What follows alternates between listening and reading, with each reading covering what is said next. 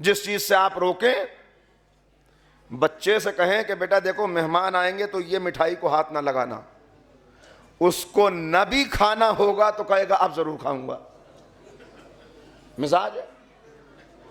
کہا صاحب ہمیں تو میٹھے کا کبھی شوق نہیں تھا، مگر جب سے ڈاکٹر نے کہا کہ آپ کو شوگر ہے میٹھا نہیں کھانا، کوئی اور چیز کھانے کو دل ہی نہیں چاہتا. تو اب جن سے کہا گیا کہ سننا نہیں وہ پہنچے، انہوں نے کہا بھئی کانوں میں تو روئی ہے مگر یہ بیٹھ کے کچھ کہہ تو رہا ہے، چلو سنیں آہستہ آہستہ. اب جو آہستہ آہستہ روئی نکالی اور باتوں کو سنا تو وہ جو دشمن بن کے آئے تھے اب یہاں سے پیغمبر کے سفیر بن کے پلٹے.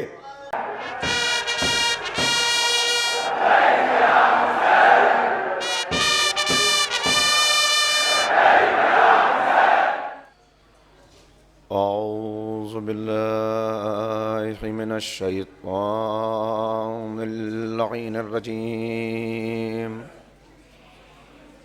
بسم اللہ الرحمن الرحیم.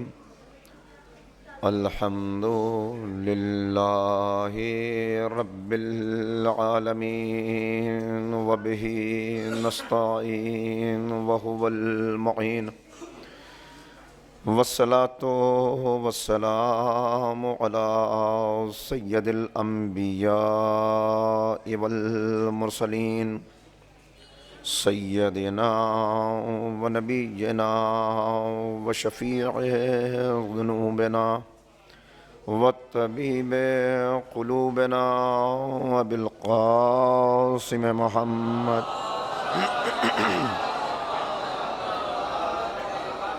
وآلہ الطیبین الطاہرین المعصومین المظلومین المنتخبین المنتجبین. اما بعد فقد قال اللہ تبارک و تعالی فی کتابہ المجید وفرقانہ الرشید وقولہ الحق. بسم اللہ الرحمن الرحیم.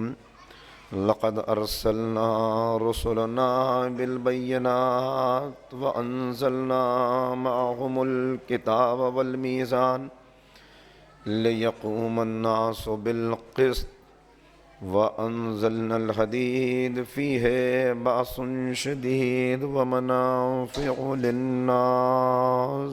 صلوات پڑھیں محمد.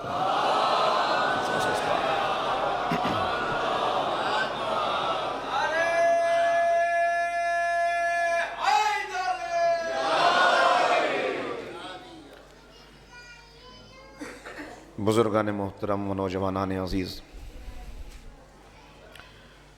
قرآن کریم کے سورہ حدید کی، اس کو ذرا سا آگے رکھیں،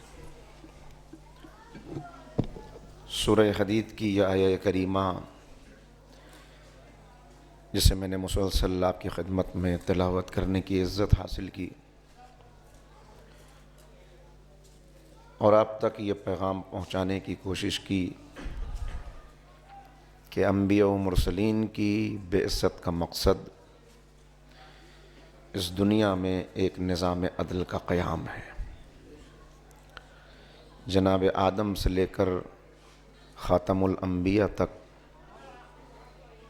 اور پیغمبر اکرم سے لے کر حضرت حجت تک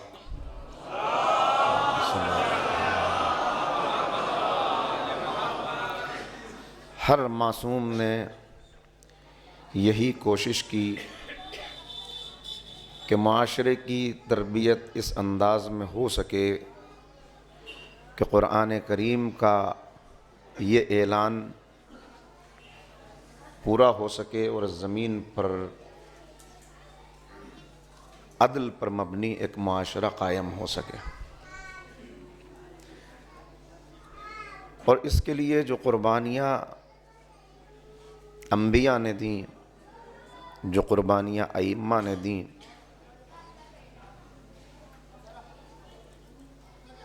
ان پر برابر گفتگو ہوتی ہے اور ہم اسے سنتے ہیں. اور جب بھی کسی کی یوم ولادت یا یوم شہادت پر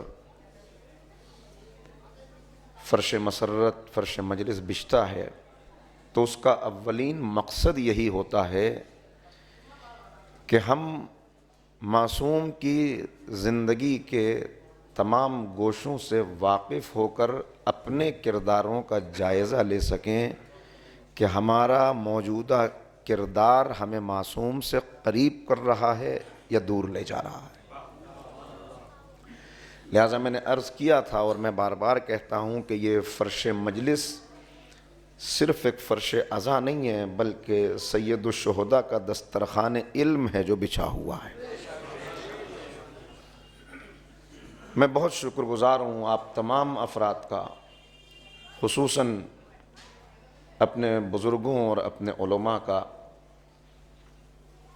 عالم ربانی حجت الاسلام والمسلمین مولانا سید اسد رضا حسینی صاحب قبلہ،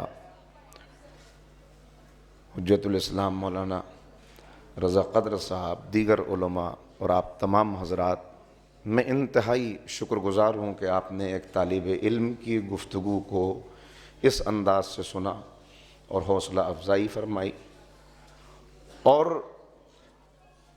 دعا گو بھی ہوں کہ اللہ تعالیٰ جو کچھ میں نے یہاں سے بیان کیا سب سے پہلے خود مجھے اور پھر سب سننے والوں کو اس پہ عمل کرنے کی توفیق عنایت فرمائے۔ گفتگو ہماری اس مرحلے تک پہنچی تھی، پہلے ہی میں معذرت کر لوں کہ تنگی وقت دامنگیر ہے، لہٰذا باتیں مکمل نہیں ہو سکیں گی، لیکن جہاں تک بھی باتیں پہنچ سکیں اور جو اب تک گفتگو ہوئی اس کے نتیجے میں جو باتیں میں نے عرض کی، اگر وہ چند باتیں بھی ان میں سے ذہن نشین رہ جائیں تو آپ کے لیے اور مجھ جیسے گناہگار کی نجات کے لیے کافی ہو جائیں۔ میں نے عرض کیا کہ اگر تاریخ کا جائزہ لیا جائے تو تاریخ میں ہر دور میں ایسے افراد نظر آئے کہ جن میں معصوم کی آواز پر لبیک کہنے والے بھی تھے اور معصوم کی مخالفت کرنے والے بھی تھے، ایسے بھی تھے جو پہلے مخالف تھے پھر حامی ہو گئے، ایسے بھی تھے کہ جو حامی، مددگار، ناصر اور نازک لمحات میں نصرت کرنے والے رہے، مگر آخری وقت تک ثابت قدم نہ رہ سکے۔ لہٰذا یہ وہ مرحلہ ہے کہ جہاں ہر لمحے کوشش کرنی ہے، وہ کہیں بھی ٹھہرنا نہیں ہے، اس لیے کہ توفیق کا حاصل ہو جانا کافی نہیں ہے، بلکہ توفیق حاصل ہونے کے بعد توفیق کے خزانوں کا مسلسل کھلا رہنا، ایمان کے مل جانے کے بعد اس ایمان کا باقی رہنا، یہ بہت اہم مرحلہ ہے۔ لہٰذا اس کے لیے میں نے تاریخ سے کچھ کردار، کچھ مثالیں آپ کی خدمت میں پیش کیں، اور یہی اس عصر غیبت میں ہمارا اصل امتحان ہے۔ غیبت کیوں رکھی اللہ نے؟ کوئی اس کا فیصلہ کن جواب نہیں دے سکتا۔ اللہ کی مصلحت کہ اس نے کیوں غیبت رکھی، لیکن جو باتیں ظاہر طور پہ سمجھ میں آتی ہیں، اس میں ایک بات میں نے آپ کی خدمت میں عرض کی کہ جب اسلام کے مخالفین متحد ہو جائیں گے تو اب ان کے مقابلے پر یا تو جہاد ہوگا، جہاد ہر وقت نہیں ہوگا، علماء تشریف فرما ہے، جہاد اجازت جہاد کی مکے میں نہیں ملی، بلکہ مدینے میں جب مکے کے کفار حملہ آور ہو گئے تب اجازت ملی، اذن للذین یقاتلون بانہم ظلموا، اب اجازت دی جاتی ہے تلوار اٹھانے کی انہیں جن پر ظلم ہوا، یعنی ابھی تک روکا گیا، بلکہ پیغمبر کی خدمت میں آ کر جب اصحاب یہ کہتے تھے کہ یا رسول اللہ اتنی اذیتیں، اتنا ظلم، آخر اگر ہم حق پر ہیں، اگر اللہ آپ کے ساتھ ہے تو پھر ان ظالموں کو صفحہ ہستی سے مٹا کیوں نہیں دیتا، ہماری نصرت کیوں نہیں ہوتی؟ تو یہ وہ موقع تھا کہ جہاں پیغمبر اکرم کے جواب دینے سے پہلے ظاہر ہے کہ پیغمبر کا جواب بھی اللہ ہی کا جواب ہے، اس لیے کہ نبی اپنی طرف سے تو گفتگو نہیں کرتے، لیکن اتنی اس بات کی گویا ناگواری ہوئی کہ فوراً ٹوک دیا گیا کہ تم کیا سمجھتے ہو؟ کیا تم نے یہ سمجھ لیا کہ صرف کلمہ پڑھ لینے سے تمہارا دعوی ایمان قبول کر لیا جائے گا اور کوئی آزمائش نہیں ہوگی؟ اگر ایسا سمجھ رہے ہو تو سخت غلط فہمی میں ہو۔ لَقَدْ فَتَنَّ الَّذِينَ مِن قَبْلِكُمْ، تم سے پہلے والوں کو بھی آزمایا گیا اور تم کو بھی آزمایا جائے گا۔ تو اب یہاں آزمائش ہے، ٹارگیٹ کلنگ ہے، زخمی کیا جا رہا ہے، جناب بلال تڑپ رہے ہیں، خاندان حضرت عمار یاسر، جناب یاسر کا خاندان شہید کیا جا رہا ہے، عمار کی آنکھوں کے سامنے ان کی والدہ کو شہید کر دیا گیا، والد کو شہید کر دیا گیا، بھائی کو شہید کر دیا گیا، جناب خباب کو انگاروں پر لٹایا جا رہا ہے۔ امیر المومنین نے سلام کیا ہے کہ میرا سلام خباب پر، اس لیے کہ ایسی اذیتیں تھیں جو انہوں نے برداشت کی، مگر یہاں اجازت نہیں ہے کہ تم جواب دو، صبر کرو، اب یہ صبر کرو۔ معاشرے کے اندر ایک ریئیکشن پیدا ہو تو رہا ہے، لوگ دیکھ تو رہے ہیں کہ یہ بلال اس پر اتنا ظلم کیوں ہو رہا ہے، مگر پھر ایک دوسرے سے کہتے ہیں کہ بھائی غلام ہے، ہو سکتا ہے اس نے اپنے آقا کے حرم پہ ہاتھ ڈال دیا ہو سکتا ہے اس نے اپنے آقا کے ساتھ کوئی غداری کی ہو، یعنی ایسا معاشرہ کہ جہاں غلام پر اگر ظلم ہو رہا ہے تو کوئی اس کی مدد کے لیے کھڑا نہیں ہوگا، چونکہ غلام کیا ہے؟ بھیڑ بکری ہے، میرے دروازے پہ بندھا ہوا ہے، جب تک میرا دل چاہا میں نے اس کو رکھا، جب دل چاہا ذبح کر دیا۔ یہی عالم غلام کا بھی ہے، میں نے اس کو خریدا ہے، میں اس کو لایا ہوں، اس کو زندہ رکھوں، ماروں، قتل کروں، اس کے ہاتھ پیر توڑ ڈالوں، کوئی کچھ پوچھنے والا نہیں ہے۔ لیکن پھر آہستہ آہستہ جب یہ بات چلی کہ بلال کا ایسا کوئی جرم نہیں ہے، بلال کا جرم تو یہ ہے کہ اس نے یتیم عبداللہ کی آواز پر لبیک کہا ہے، تو اب آہستہ آہستہ معاشرے کے اندر یہ آواز اٹھنا تو شروع ہوئی، مگر ابھی بھی، اور شاید یہی مقصد تھا جو حاصل کرنا تھا، لہذا کہا گیا ابھی تمہیں تلوار نہیں اٹھانی۔ مدینے آ گئے ہجرت کر کے، اور یہ بھی بہت اہم مرحلہ تھا، ایک ناصر معصوم کے لیے یہ مرحلہ بھی بہت قابل غور ہے۔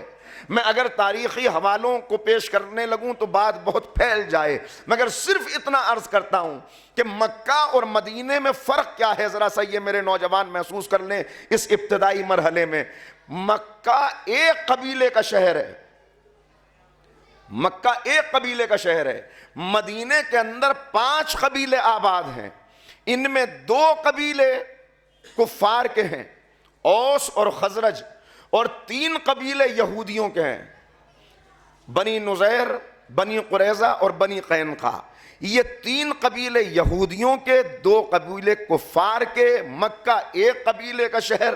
اگر مکے میں کسی کو باہر سے آ کر آباد ہونا ہے تو وہ نہیں آباد ہو سکتا اس وقت تک جب تک کوئی خاندان اس کی ذمہ داری نہ لے لے، بھئی ہم ضمانت لیتے ہیں، اس کو یہاں آباد ہونے کی اجازت دے دو۔ جناب یاسر آئے تو یاسر کو آباد ہونے کی اجازت نہیں ملی اس وقت تک جب تک قریش میں سے ذمہ داری نہیں لے لی گئی۔ تو مکہ اور مدینے کے اندر جو یہ 5 قبیلے آباد ہیں، ان میں یہ 3 قبیلے جو یہودیوں کے ہیں، ذرا ان کی 2-3 باتیں میں نے عرض کیا کہ پھیلاؤں گا نہیں بات کو بہت، مگر بہت آپ کے ذہنوں کو قریب لانے کے لیے۔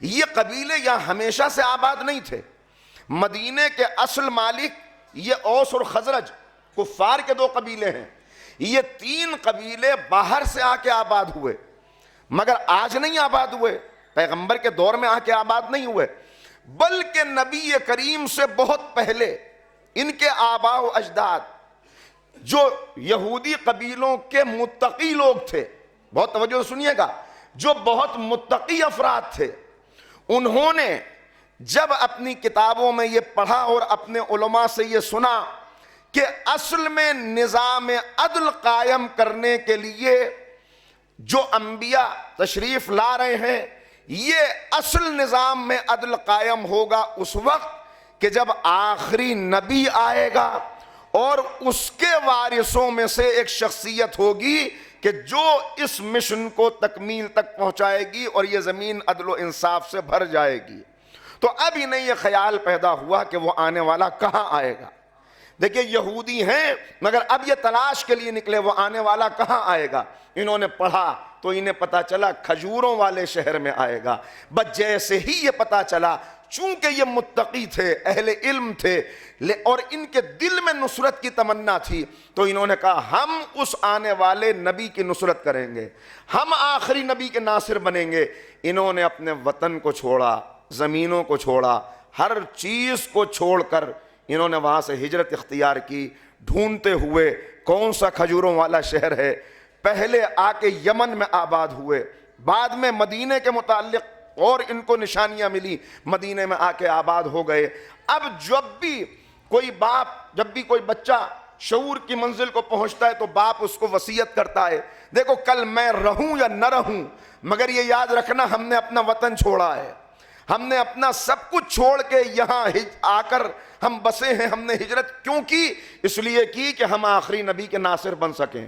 لہٰذا اگر ہم زندہ نہ رہیں تم نصرت کرنا، تم زندہ نہ رہو اپنی اولاد کو وصیت کرنا، جو بھی اس نبی کے زمانے کو پالے وہ اس نبی کی نصرت کرے. ان کا مقصد تھا نصرت کرنا، وطن چھوڑا نصرت کے لیے، یہاں آ کے آباد ہوئے نصرت کے لیے. اور صرف زبانی ان کا نصرت کا دعویٰ نہیں تھا جیسے مجھ جیسے افراد کا ہے، بلکہ انہوں نے اس کے لیے تیاری کی.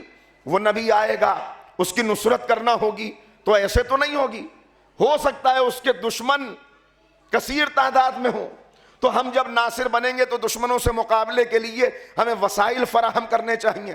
لہٰذا انہوں نے مضبوط قلعے بنائے. ان میں ایک خیبر کا قلعہ بھی تھا. کیوں بنایا؟ تاکہ اگر کوئی اس نبی کو ستائے گا تو ہم اس کو یہاں لا کے رکھیں گے، ہم اس کی حفاظت کریں گے، ہم اس کے لیے اپنی جان دیں گے. لیکن اتنا تیاری کرنے کے باوجود یہ نصرت کرنے میں ناکام ہو گئے. جو نصرت کرنے کے لیے نکلے تھے وہی دشمن ہو گئے. انہوں نے ہی پیغمبر کے خلاف تلوار کھینچی. اور جن کفار سے یہ کہا کرتے تھے، دیکھیے اس نقشے کو ذہن میں رکھیے، پھر ایک دوسرا نقشہ پیش کر رہا ہوں. جو کفار ان سے یہ کہا کرتے تھے، ان کو ستاتے تھے یہ اوس اور خزرج. اور اوس اور خزرج یعنی یہ عرب کے وہ قبیلے تھے جو جنگجو تھے اور یہ لوگ کاروباری تھے. لہذا جنگ کرنے میں ان کو کوئی دلچسپی نہیں تھی. یہ چاہتے تھے امن و امان رہے، اس لیے کہ کاروباری تو نہیں چاہتا کہ فساد پھیلے. وہ آپس میں ٹکراتے رہتے تھے اور ان سے کہتے تھے، جو بھی قبیلہ کبھی اوس اور کبھی خزرج، ان سے کہتے تھے تم ہمارا ساتھ دو، تم ہمارا ساتھ دو. یہ وقت گزرتا چلا رہا. جب ان کو کفار بہت ستاتے تھے تو یہ ان کفار سے کہتے تھے ٹھہر جاؤ، رک جاؤ، ظلم کر رہے ہو کر لو، مگر آنے دو اس نبی کو. اس نبی کے آنے کے بعد ہم تم سے اس ظلم کا انتقام لیں گے. اس لیے کہ اس نبی کے آنے کے بعد عدل قائم ہوگا، نظام عدل ہوگا، اس وقت تم سے انتقام لیا جائے گا.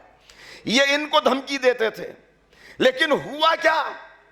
جن سے یہ کہتے تھے کہ ہم اس نبی کے ساتھ مل کے تم سے انتقام لیں گے، وہ نبی کے ناصر بن گئے. اور جو نصرت کے دعوے کر رہے تھے وہ نبی کے مخالف ہو گئے. یہ کفار مکہ گئے تھے اس لیے کہ مکے سے کچھ لوگوں کو اپنے قبیلے تعلقات ہیں آپس میں، ان کو ساتھ لائیں اور ان کو ساتھ لا کے یہودیوں سے بدلہ لیں، یہودیوں پر مزید ظلم کریں. مگر جب یہ مکے پہنچے تو انہیں معلوم ہوا کہ مکے والے تو خود پریشان ہیں. انہوں نے کہا بھئی اب یہ ہم خود پریشان ہیں، ہمارے یہاں ایک مسئلہ پیدا ہو گیا ہے. کہا کیا ہوا؟ کہا کہ ہمارے یہاں دعوی نبوت ہوا ہے، ہم خود پریشان ہیں اس لیے کہ بہت سے لوگ ان کی طرف جا رہے ہیں. اس وقت ہم تمہاری مدد نہیں کر سکتے، ابھی کچھ وقت دو، بعد میں ہم تمہاری مدد کریں گے. انہوں نے کہا اچھا چلو بعد میں مدد لے لیں گے، لیکن اب یہاں تک آئیں تو ذرا خانہ کعبہ تک چلے جائیں. انہوں نے کہا بہتر ہے کہ نہ جاؤ. کہا کیوں؟ کہا اس لیے کہ وہ نبی وہیں بیٹھ کر تبلیغ کر رہا ہے. کہا بھئی یہ تو نہیں ہو سکتا، ہم یہاں تک آئے ہیں تو طواف کعبہ نہ کریں. کہا اچھا اپنے کانوں میں روئی لگا لو، یاد رکھو، جانا مگر اس کی بات نہ سننا. دیکھیے یہ مزاج کفر ہے کہ کفر کو چونکہ اپنے عقائد پر بھروسہ نہیں ہوتا اور معلوم ہوتا ہے کہ ہمارے عقیدے باطل ہیں، لہٰذا وہ اہل حق کو روکتا ہے کہ اہل حق کی بات نہ سننا، ورنہ کہیں ایسا نہ ہو تم ہمارے ہاتھ سے نکل جاؤ. لیکن انسان کا ایک مزاج ہے، جس چیز سے آپ روکیں، بچے سے کہیں کہ بیٹا دیکھو مہمان آئیں گے تو یہ مٹھائی کو ہاتھ نہ لگانا، اس کو نہ بھی کھانا ہوگا تو کہے گا اب ضرور کھاؤں گا. مزاج ہے. کہا صاحب ہمیں تو میٹھے کا کبھی شوق نہیں تھا، مگر جب سے ڈاکٹر نے کہا کہ آپ کو شوگر ہے، میٹھا نہیں کھانا، کوئی اور چیز کھانے کو دل ہی نہیں چاہتا. تو اب جن سے کہا گیا کہ سننا نہیں، وہ پہنچے، انہوں نے کہا بھئی کانوں میں تو روئی ہے مگر یہ بیٹھ کے کچھ کہہ تو رہا ہے، چلو سنیں آہستہ آہستہ.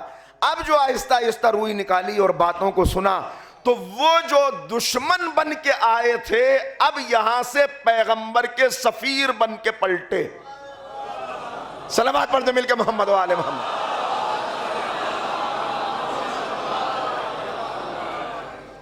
اب علمبردار بن کے پلٹے تو دشمن دوست ہو جاتا ہے، دوست دشمن ہو جاتا ہے. کون سی چیز؟ دیکھیے ابھی تک جو خرابیاں میں نے بیان کی، کون سی خرابیاں ہیں وہ آپ کے ذہن میں ہوں گی، میں ایسی امید کرتا ہوں، لہذا اب ان کو دہرانا نہیں ہے. لیکن کون سی چیز؟ وطن چھوڑ کے آنے والوں اور تیاری کرنے والوں کو کس چیز نے مخالف کر دیا، مقابلے پہ کھڑے ہو گئے؟ صرف ایک سبب، انہیں یہ امید تھی کہ جو آنے والا آئے گا وہ بنی اسرائیل سے ہوگا، ہماری نسل سے ہوگا. اس لیے کہ بنی اسرائیل کا تو پورا نقشہ قرآن حکیم نے پیش کیا ہے. ہم اللہ کے محب ہیں، ہم اولیاء اللہ ہیں. قرآن نے ان سے کہا کہ اچھا اگر اللہ کے محب ہو تو موت کی تمنا کرو. اور پھر قرآن نے فیصلہ سنا دیا، یہ کبھی موت کی تمنا نہیں کریں گے، اس لیے کہ اپنے دعوے میں جھوٹے ہیں. اب جب انہیں یہ پتا چلا کہ وہ آنے والا، اچھا ان کے پاس حضرت یحییٰ کا کرتا تھا، اور علامت یہ تھی جو انہوں نے اپنی کتابوں میں پڑھی تھی کہ جب وہ نبی پیدا ہو جائے گا، جب اس کی ولادت ہوگی تو اس کرتے پر خون ابھر آئے گا. جناب یحییٰ جن کی شہادت امام حسین کی شہادت سے مشابہت رکھتی ہے، جن کے خون کو زمین نے قبول نہیں کیا، خون جذب نہیں ہوا زمین میں جب تک کہ تمام قاتلوں کو کیفر کردار تک نہ پہنچا دیا گیا. ان کا کرتا تبرکن ان کے پاس تھا. جب اس کرتے پہ خون ابھر آئے گا تو یہ علامت ہوگی وہ نبی پیدا ہو گیا ہے، ہم پہنچ جائیں گے. اب جب کرتے پہ خون ابھر کے آیا، تلاش کرنا شروع کیا تو پتا چلا کہ وہ تو عبداللہ کے گھر میں پیدا ہوئے. بس یہ چیز ان سے برداشت نہ ہوئی. ہم میں نبی آنا چاہیے تھا، بنی اسماعیل میں کیسے آ گیا؟ اور یہ تکبر تھا جو انہیں لے ڈوبا اور یہ نصرت میں کامیاب نہ ہو سکے. تو ایک اور خرابی آج سامنے آ گئی، تکبر وہ بیماری ہے جو نصرت سے روک دیتا ہے. اب تک ہم نے حسد کی بات کی، اب تک غیبت کی بات کی، اب تک واجبات کی پابندی نہ کرنے کی بات، سب معصومین نے بتایا، میں نے تو آپ تک پہنچائی باتیں. اب بات بالکل تاریخ سے سامنے آئی، تکبر یہ وہ بیماری ہے کہ جو، اچھا یہ ہوتی کن میں؟ دیکھیں یہ بھی عجیب بات ہے، یہ بھی بہت غور کرنے کی بات ہے. کس چیز سے روکا؟ نصرت سے. کنہیں؟ جو نکلے تھے نصرت کے لیے. کنہیں؟ جنہوں نے تیاری کی تھی نصرت کی. کس چیز نے انہیں روک دیا؟ ان کے تکبر نے. چند لوگ تھے جو ایمان لائے، اکثریت ایمان نہیں لائی. نہیں، اگر ہماری نسل سے نہیں آیا، یہ نسل کا تکبر بڑی بری چیز ہے بھائی. دیکھیے میں جو عرض کر رہا ہوں اس کو ذہن میں رکھیے گا. نسل کا تکبر، ہم ایسے، ہمارے والد ایسے، ہمارا خاندان ایسا، ہمارا شجرہ ایسا. ہاں نسب کی بلندی اپنی جگہ پر فضیلت رکھتی ہے، مگر سنیے گا امیر المومنین کیا فرما رہے ہیں. مولا کہہ رہے ہیں جسے عمل پست کر دے اسے نسب بلند نہیں کر سکتا.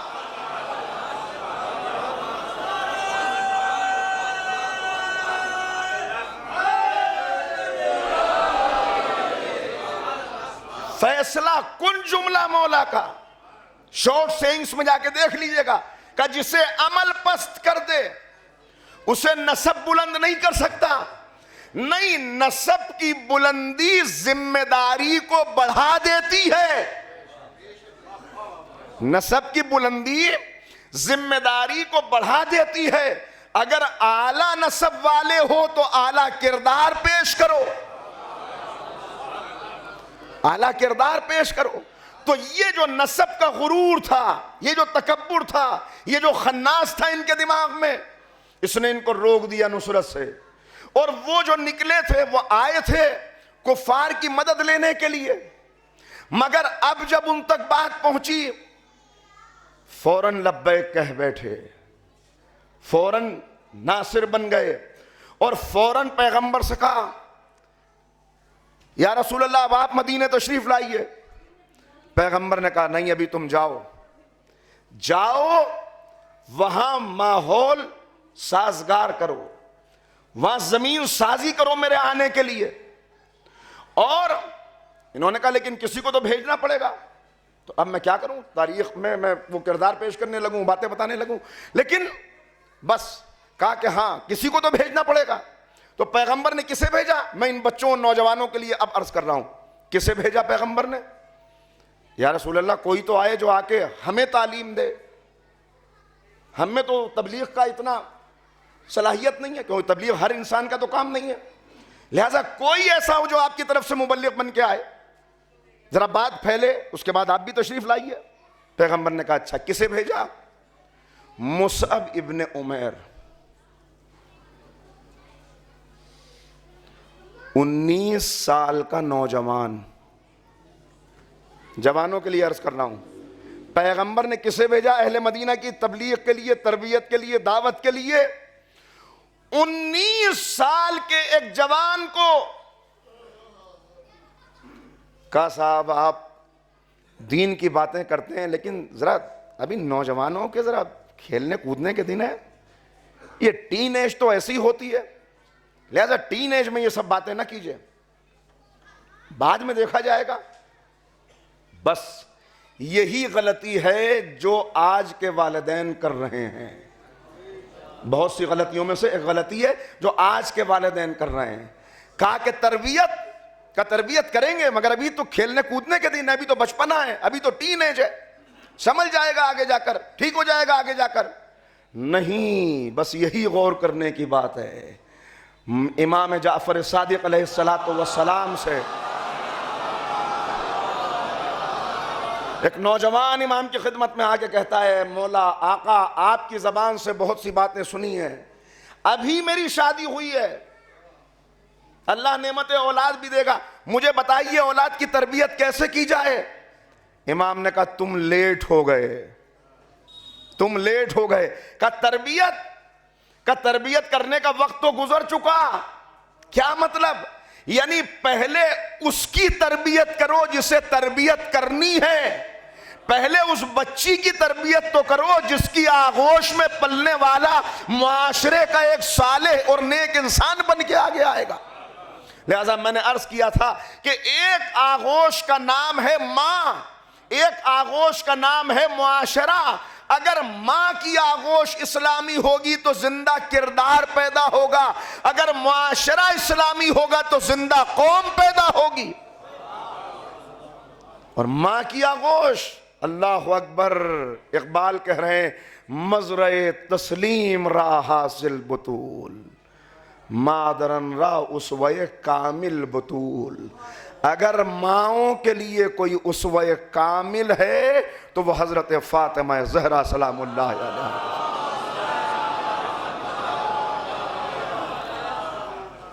کیا خوبی تھی اس نوجوان کے اندر؟ پھر نوجوانوں سے مخاطب ہوں، کیا خوبی تھی اس نوجوان کے اندر؟ کون سا نوجوان؟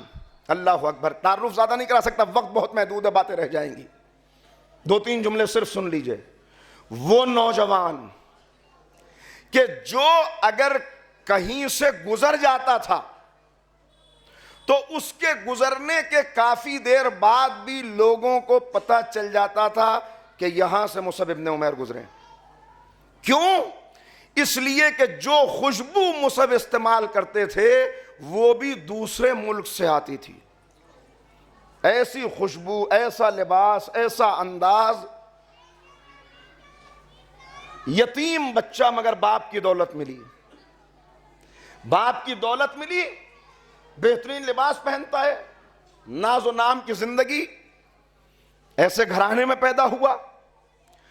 پتہ چلا پہلا مرکز کہ جہاں پر مجلس پیغمبر چل رہی ہے، بیت ارقم، ان کو معلوم ہوا کہ یہاں پر نبی روکا، میں نے بتایا، ہوشیار کیا، دیکھو اس گھر کے اندر نہ جانا، اس لیے کہ یہ وہ جگہ ہے جہاں پر جس نبی نے دعویٰ نبوت کیا ہے وہ ان کے کچھ چاہنے والے یہاں پہ جمع ہوتے ہیں۔ سنا، نوجوان ہیں، ایسے حالات کہ ان حالات میں نوجوان کے لیے ساری چیزیں ہیں کہ وہ غلط راہ پہ چلا جائے، بگڑ سکتا ہے، مگر جب یہ سنا کہا کہ نہیں، یہ بات تو مناسب نہیں ہے کہ کسی کی بات سنے بغیر کوئی فیصلہ کر لیا جائے، لہذا میں جاؤں گا، سنوں گا، اگر کوئی دلیل ہوگی تو غور کروں گا، اگر نہیں ہوگی تو جواب دوں گا۔ آئے، پیغمبر کی بات سنی اور پہلی ہی ملاقات میں ایمان قبول کر لیا۔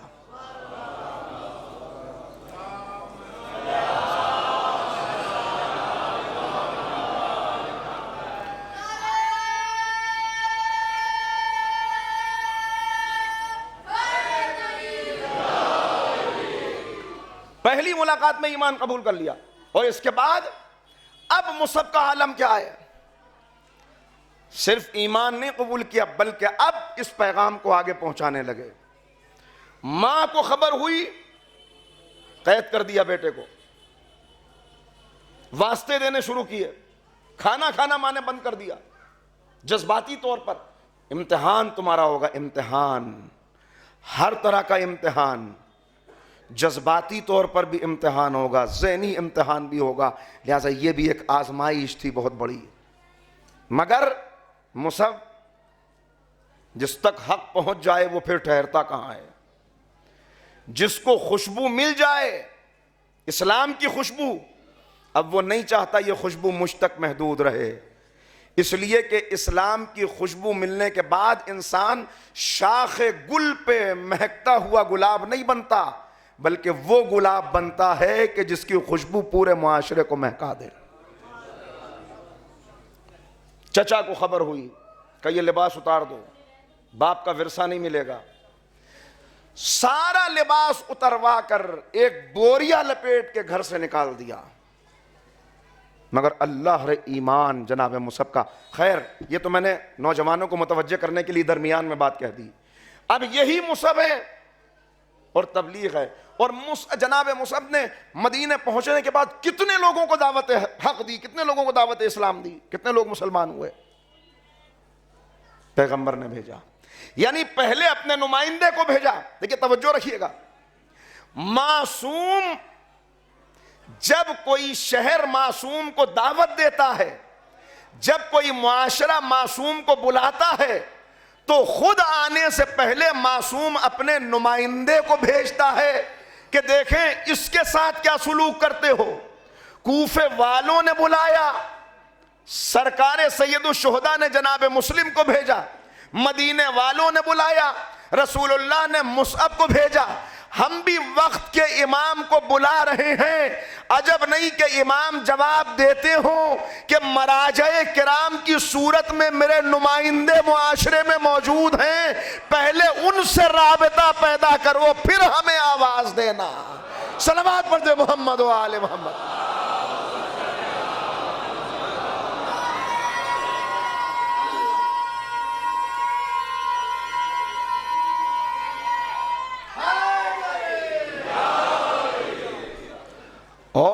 پھر دعوت دیتے ہوئے دیکھیں کس منزل تک پہنچا.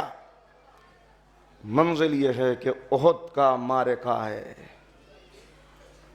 پیغمبر اکرم کے سامنے 2 شہیدوں کے جنازے پڑے ہوئے ہیں. نبی کی آنکھوں سے مسلسل آنسو جاری ہیں. ایک جنازہ آپ کے چچا حمزہ کا ہے, دوسرا لاشا اس 19 سال کے سن میں ایمان لانے والے مصعب کا ہے جو پڑا ہوا ہے. اور عالم یہ ہے کہ جسم کے ڈھکنے کے لیے جنازے کو اڑھانے کے لیے چادر بھی موجود نہیں ہے. پیغمبر کی آنکھوں سے یہ ہے اسلام کی غربت کی داستان, یہ ہے اسلام کا آغاز. اور یہی کہا جا رہا ہے, یہی بتایا جا رہا ہے, کان الاسلام غریبا. اسلام جب آغاز ہوا اسلام کا تو اسلام غریب تھا, اجنبی تھا. اور پھر وہ وقت آئے گا کہ اسلام اجنبی ہو جائے گا, پھر اسلام غریب ہو جائے گا. کیا آج اسلام پھر سے غریب نہیں ہو گیا؟ غریب کا مطلب کیا؟ اجنبی ہو جانا. یعنی کسی کے سامنے اسلام پیش کیا جائے تو وہ کہے یہ آپ کیسی باتیں کر رہے ہیں, یہ کون سی, یہ حدیث کہاں سے لائے آپ, یہ بات کہاں سے؟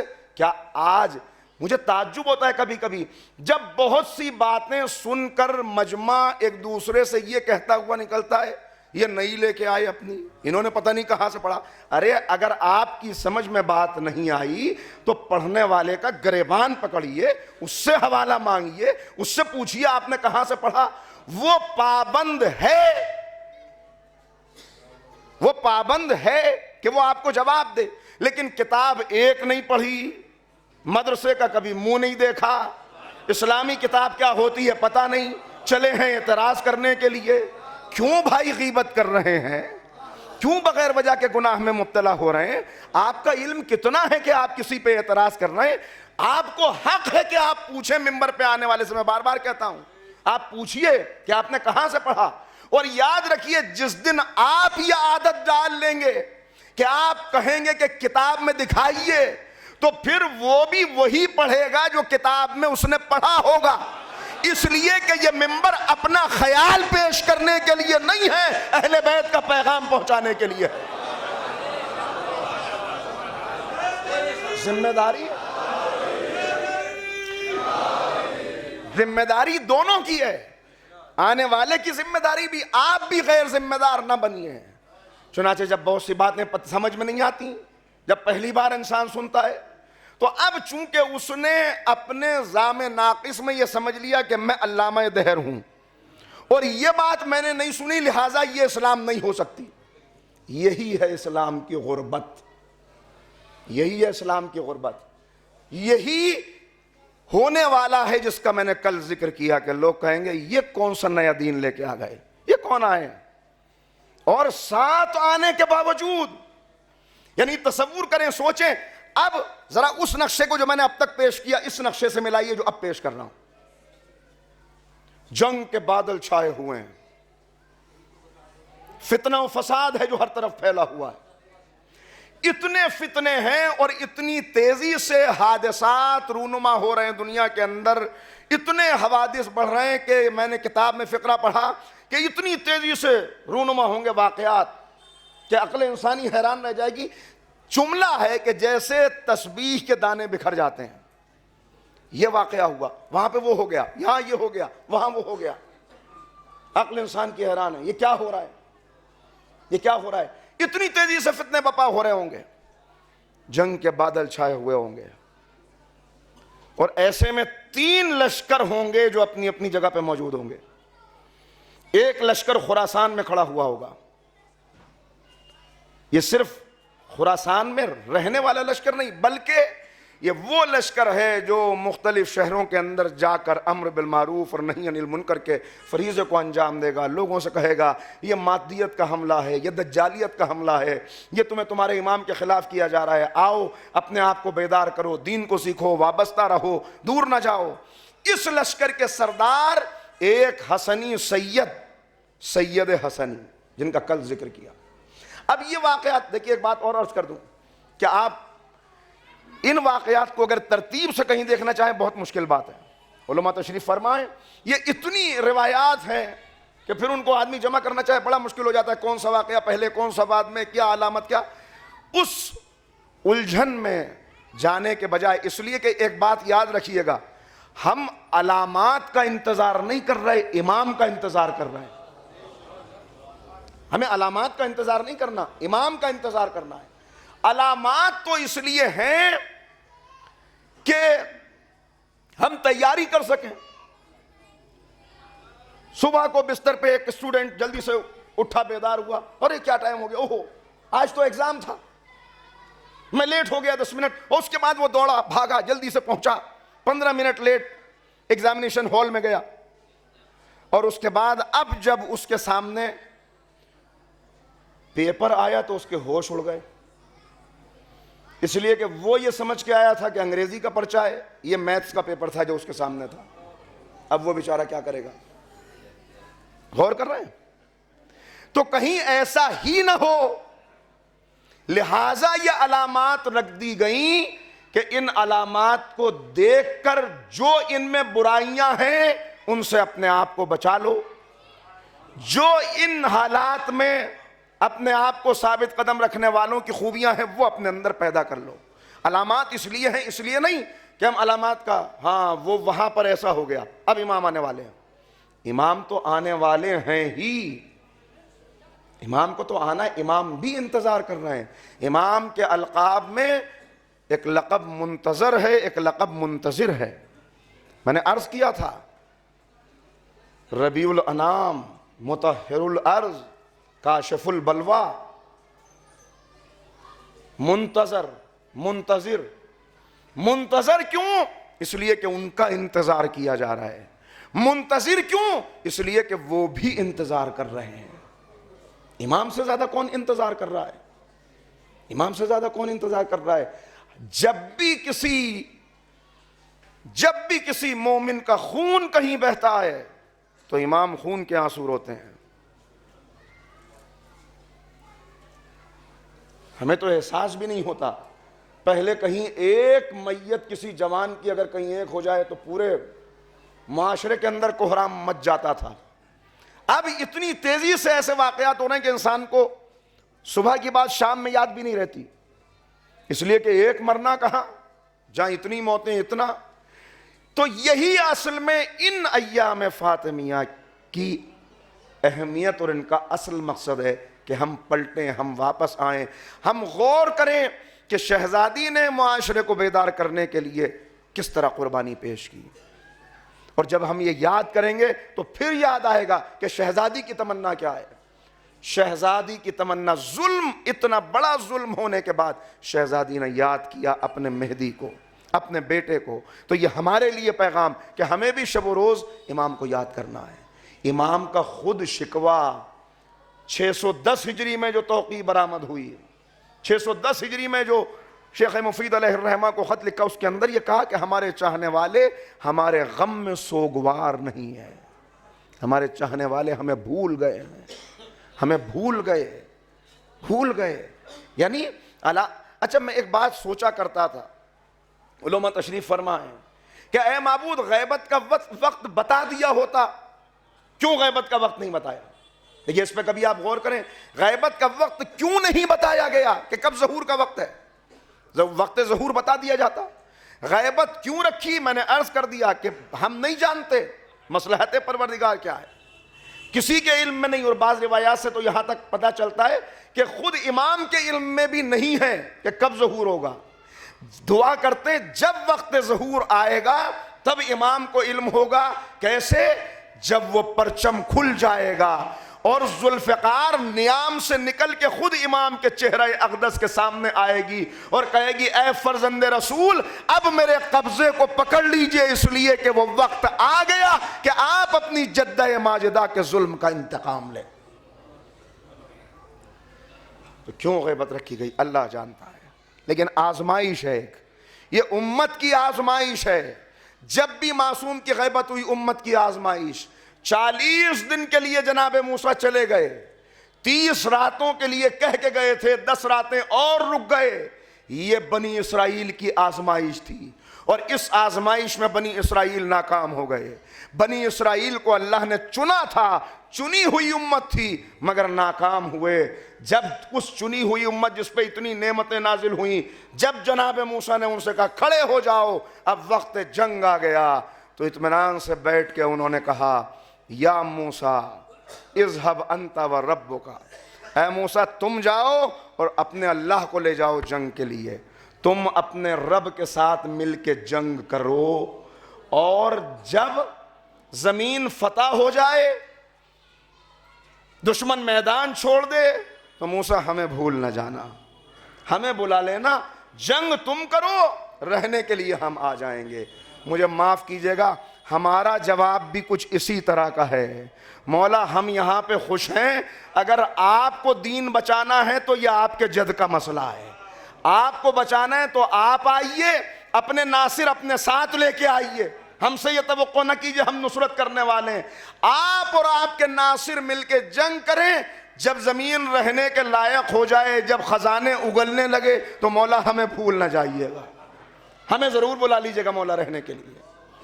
اسی لیے وقت ظہور نہیں بتایا گیا, شاید نہیں معلوم کہ اسباب کیا ہیں, لیکن ایک سبب شاید یہ بھی ہے کہ جیسے موت کا وقت نہیں بتایا گیا, ویسے ہی ظہور کا وقت نہیں بتایا گیا. اگر وقت ظہور پتا چل جاتا, جو ظہور سے 100 سال پہلے پیدا ہوتا, وہ کہتا مجھے تیاری کرنے کی کیا ضرورت ہے, میرے دور میں تھوڑی امام کو آنا ہے, بعد والی نسلیں جانے, مجھے تو اپنی روزی روٹی سے مطلب ہونا چاہیے, ہے کہ نہیں. اگر کسی کا اور اگر وقت پتا چل جاتا تو کیا ہوتا, کیا ہوتا, کیا واقعی انسان تیاری کرتا وقت معلوم ہونے کے باوجود؟ جو دور ہوتا وہ غفلت میں مبتلا ہو جاتا, جو قریب ہوتا وہ کہتا کہ اب تو امام کو آنا ہی ہے, لہذا نوکری کرنے کی کیا ضرورت ہے, امام ہمارے ہیں, چلو ہم نے تو امام کے کہا کہ نہیں, نہ وہ نہ یہ. ایسا نہیں کہ خالی بیٹھ جاؤ اور خالی بیٹھ کے کہو کہ ہم انتظار کر رہے ہیں امام کا, نہیں. حدیث کا مفہوم ہے جو میں آپ کو سنا رہا ہوں کہ معصوم نے فرمایا نبی کو پسند نہیں ہے وہ نوجوان نبی کی نگاہوں سے گر جاتا ہے جو بے روزگار ہو.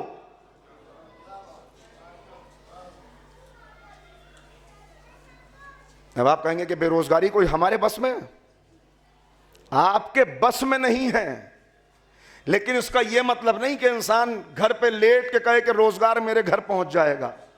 ارے ایک راستہ نہیں ہے تو دوسرا ہے, دوسرا نہیں ہے تو تیسرا ہے. مسئلہ کیا ہے, چونکہ میں یہ سمجھتا ہوں کہ میرا رزق تو کمپنی کے مینیجر کے ہاتھ میں ہے, لہذا اگر اس نے نوکری نہ دی تو اب میں مایوسی کے شکار ہو گیا. ارے یہ رزق دینے والا نہیں ہے. اگر انٹرویو کے لیے بھی گئے ہو تو اطمینان سے اس کے سامنے بیٹھو, یہ سوچ کر کہ یہ مجھے کیا ریجیکٹ کرے گا. اگر اللہ نے میرا رزق اس کے ذریعے سے رکھا ہے تو یہ مجھے ریجیکٹ نہیں کر سکتا, اور اگر اس کے ذریعے سے رکھا نہیں تو مجھے بھی اس کی ضرورت نہیں ہے. انٹرویو کے لیے بھی جائیں تو اطمینان سے بیٹھیے, مطمئن ہو کے اس کے سامنے بیٹھیے, اور اس سے کہیے کہ تیرے ہاتھ میں رزق نہیں ہے میرا, لیکن خالی نہ جائیے, یہ نہیں کہ ہے کچھ نہیں. تو لہٰذا غفلت میں مبتلا نہ ہو جائیں, اس لیے کا انتظار کرو. رات ایسے انتظار کرو جیسے صبح آنے والے ہیں, صبح ایسے انتظار کرو جیسے شام کو آنے والے ہیں. اور انتظار کیسا, لیٹ کے انتظار نہیں, خطیب کا انتظار ہے.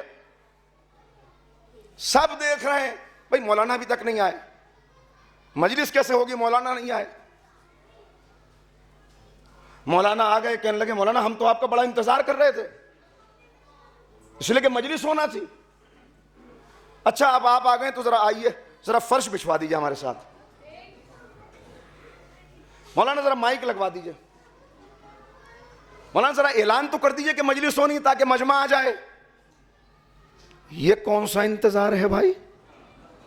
انتظار تو اس وقت تھا کہ فرش بچھا لیا, مائک رکھ دیا, اعلان کر دیا، مجمع آ گیا، اب انتظار کر رہا ہے کہ وہ آئیں تو مجلس شروع ہو۔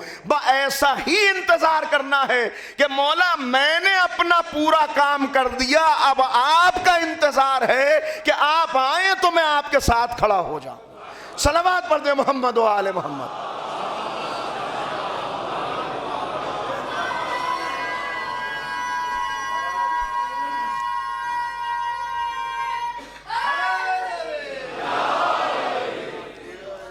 لہذا بس ان خرابیوں کو دور کر کے انتظار کرنا ہے۔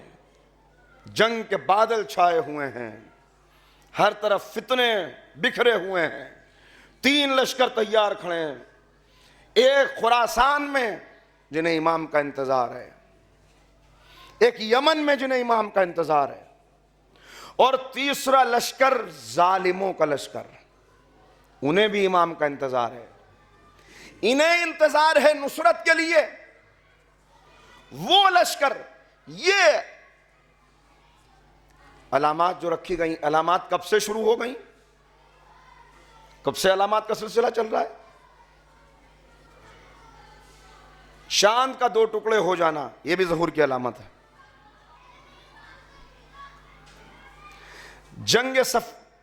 جمل جنگ صفین، یہ بھی علامت، فتنوں کا بپا ہو، نہروان، یہ بھی علامت۔ لیکن کہا انتہائی اہم ہوگا وہ سال جس سال امام تشریف لائیں گے، اور اس سال میں بھی وہ آخر کے 9 مہینے کہ جب امام، کچھ علامات حتمی طور پہ بتا دی گئی، بھئی یہ حتمی علامات ہیں، ان میں 1-2 اہم علامات کا ذکر کر کے آپ سے اجازت لے لوں گا، اس لیے کہ وقت نہیں بچا۔ حتمی علامات بتا دی گئی، یہ نقشہ ذہن میں کہاں کہاں پر کون کون کیا کر رہا ہے، کب آنا ہے، ہمیں نہیں معلوم۔ ہو سکتا ہے کہ جو وقت بتایا گیا اس سے پہلے تشریف لے آئیں، ہو سکتا ہے اس سے بھی مزید، لیکن جو روایات کے اندر آیا اس میں 10 محرم، روز عاشور، شب عاشور امام مکے پہنچ جائیں گے، یہ پوری رات عبادت اور گریہ وزاری میں بسر کریں گے۔ پہلے مدینے میں تشریف لائیں گے، مدینے سے مکے آئیں گے۔ اب یہ لشکر جو شام میں موجود ہے، یہ ہے سفیانی کا لشکر۔ سفیانی کا لشکر، سفیانی جس کے لیے امیر المومنین حضرت علی ابن ابی طالب علیہ السلام نے فرمایا باطل ہمیشہ حق کے مقابلے پر آتا رہا۔ ایک خاندان کا تعارف کرانے کا، ان میں کا بڑا تھا جو رسول اللہ کے مقابلے پر آیا، اس کے بعد یہ میرے مقابلے پر آئے، یہی ہے جو میری اولاد کے مقابلے پر آئیں گے، اور ان میں کا آخری جس کا نام عثمان ابن عتبہ ہوگا۔ یہ ایک روایت کا فقرہ ہے، ضروری نہیں کہ نام ہو یہ، لیکن جو مختلف روایات ہیں ان کو جمع کر کے نتیجہ دے رہا ہوں۔ کرخت آواز، انتہائی ظالم، چیچک زدہ چہرے والا، نیلی آنکھیں، 70,000 زنا زادوں کی فوج کے ساتھ فلسطین کے کسی علاقے سے نکلے گا اور آہستہ آہستہ شام پہ قبضہ کر کے شام کو اپنا دارالسلطنت بنائے گا۔ کہ اس کا جال اتنا مضبوط جال ہوگا جو پوری دنیا میں پھیلا ہوا ہوگا کہ جیسے ہی امام مدینے میں ظاہر ہوں گے، ابھی کسی کو پتہ بھی نہیں سوائے چند لوگوں کے کہ یہ امام ہے، لیکن اسے شام میں بیٹھ کے پتہ چل جائے گا کہ مدینے میں امام تشریف لا چکے ہیں، اور اس کے بعد یہاں سے یہ اپنا لشکر روانہ کرے گا امام کو ختم کرنے کی نیت سے۔ لشکر اس کا روانہ ہوگا، اور اس کا لشکر یہاں سے نکلے گا تو بغیر کسی رکاوٹ کے، آپ ذرا اندازہ کریں کہاں شام ہے، کہاں مدینہ ہے؟ بغیر کسی رکاوٹ کے لشکر کا پہنچ جانا یہ اس بات کو ثابت کر رہا ہے کہ یا تو ساری حکومتیں اس کی حامی بن چکی ہوں گی، یا اتنا خلفشار پیدا ہو چکا ہوگا کہ کوئی سرحد اس کو روک ہی نہیں پائے گی، اس کے ظلم کی وجہ سے، اس کی طاقت کی وجہ سے۔ کہا یہ وہ حالات ہوں گے۔ اور مکے اور مدینے میں کیا ہو رہا ہوگا؟ کہ مدینے یہ حجاز کے حالات یہ ہوں گے کہ عبداللہ نام کے کسی حاکم کو قتل کیا گیا ہوگا، اور اس کے بعد پورا شاہی خاندان آپس میں دست و گریباں ہوگا، حکومت انتہائی کمزور ہو چکی ہوگی، خانہ جنگی اور سول وار کا ماحول ہوگا۔ ایسے میں مکہ اور مدینہ جہاں پہلے ہی حالات بہت خراب ہیں، وہاں اس کا لشکر چلتا ہوا مدینے میں پہنچے گا، اور مدینے میں جب یہ پہنچیں گے تب امام یہاں سے مکے تشریف لے جا چکے ہوں گے، اور یہ مدینے والوں کے اوپر انتہائی ظلم کا موقع ہوگا کہ جب اہل مدینہ میں عاشقان اہل بیت کو چن چن کے قتل کیا جائے گا، دیندار افراد کو چن چن کے قتل کیا جائے گا، اور ان کی خواتین کو اسیر بنا لیا جائے گا، کہ یہ وہ عالم ہوگا کہ دنیا پہلے ہی قحط کی وجہ سے۔ دیکھیں جتنی بھی روایات ہیں ان سب کو جب آپ جمع کریں تو 3 باتیں سمجھ میں آتی ہیں۔ نمبر 1، پوری دنیا میں کھانے کا مسئلہ ہوگا، پوری دنیا میں غذا کی قلت ہوگی۔ اب میں نے عرض کیا تھا روایات بہت، لیکن ان کو جمع کریں تو یہ 3 باتیں۔ غذا کی قلت نمبر 1، ہر جگہ فتنہ و فساد، کوئی قانون نہیں، کوئی اصول نہیں، نمبر 2، اور نمبر 3 وہی کہ ہر طرف دیندار افراد کی اس قدر قلت کہ اگر ایک مسجد میں جمع ہونے والے مومنین یہ چاہیں گے کہ نماز جماعت پڑھ لیں تو انتظار کرتے رہیں گے، مگر کوئی عالم نہ ملے گا کہ جو امامت کے فرائض انجام دے سکے۔ اخلاقی پستی کا عالم یہ ہوگا کہ اللہ کے نام پر مانگنے والا فقیر ایک شب جمعہ سے اگلی شب جمعہ تک مانگتا رہے گا، مگر کوئی اس کی مراد کو پورے کرنے والا نہ ہوگا۔ یہ اخلاقی پستی ہے، یہ اخلاقی پستی ہے۔ اور آپ یقین کیجئے اس وقت جو کچھ ہو رہا ہے یہ اسی طرف معاشرہ جا رہا ہے۔ میں نے عرض کیا تھا باقاعدہ طور پر کچھ لوگوں نے، میں کھل کے عرض نہیں کر سکتا بہت سی باتیں، یہ میٹنگ ہو چکی ہے کہ 2030 تک دنیا کی 90% آبادی کو ختم ہو جانا چاہیے، یہ جینے کے لائق نہیں ہے۔ صرف 10% آبادی ایسی ہے کہ جسے وہی نسل پرستی، وہی تکبر، وہی عالم، اور کسی کو جینے کا حق نہیں ہے، بس ہمیں جینے کا حق ہے اور کسی کو نہیں۔ آپ سمجھ رہے ہیں میرے اشارے؟ باتیں پہنچ رہی ہیں؟ لہذا یہ سب کچھ، اور اس کے لیے یہ جو کچھ حالات آپ کے سامنے ہیں یہ سب تجربے ہیں جو ہم پر کیے جا رہے ہیں۔ یہ لاک ڈاؤن نہیں تھا، یہ ہم پر تجربے ہیں جو کیے جا رہے ہیں، یہ تجربے ہیں جو کیے جا رہے ہیں۔ بہت جاگنے کی ضرورت ہے۔ ہم تو بڑے خواب میں، سنہرے خوابوں میں مبتلا ہے، ہمیں کچھ خبر نہیں ہے۔ بس اب میں آخری مرحلے کی طرف آتا ہوں۔ یہ یہاں سے لشکر روانہ ہوگا، یہ لشکر پہنچا، مدینے کو تاراج کیا۔ کتنا تاراج کیا مدینے کو؟ بالکل اسی طرح جیسے واقعہ حرہ کے موقع پر لشکر یزید نے مدینے کو تاراج کیا تھا۔ منبر رسول کو توڑ دیا جائے گا، مسجد نبوی کی توہین کی جائے گی، بالکل اسی طرح سے، وہی دور، وہی زمانہ، وہی نقشہ دوبارہ پلٹ کے آ جائے گا۔ مدینے کو تاراج کر کے یہ یہاں سے نکلیں گے، چونکہ ان کو خبر ہو گئی کہ امام تو مکے جا چکے، تو اب یہ مدینے کے بعد مکے کو تباہ کرنے کے لیے چلیں گے، بالکل ایسے ہی کہ جیسے 63 ہجری میں مدینے کو تاراج کرنے کے بعد مکے کی طرف فوجیں روانہ ہو گئی تھیں. یزید کا دور یاد آ رہا ہے.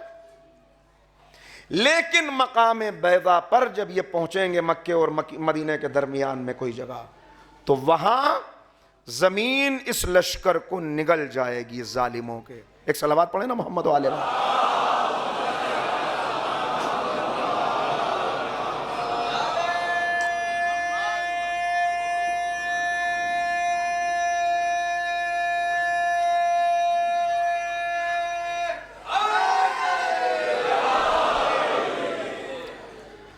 زمین اس کو نگل جائے گی. ادھر جو سفیانی جو وہاں شام میں بیٹھا ہوا ہے, وہ اپنے ساتھیوں کے ساتھ یہ کوشش کر رہا ہے کہ شام کے ساتھ کوفہ بھی میرے تسلط میں آ جائے. لشکر اس لیے چلا ہے کہ مدینے کے ساتھ مکہ بھی تباہ ہو جائے. وہ کوشش کر رہا ہے کہ شام کے ساتھ کوفہ بھی میرے تسلط میں آ جائے.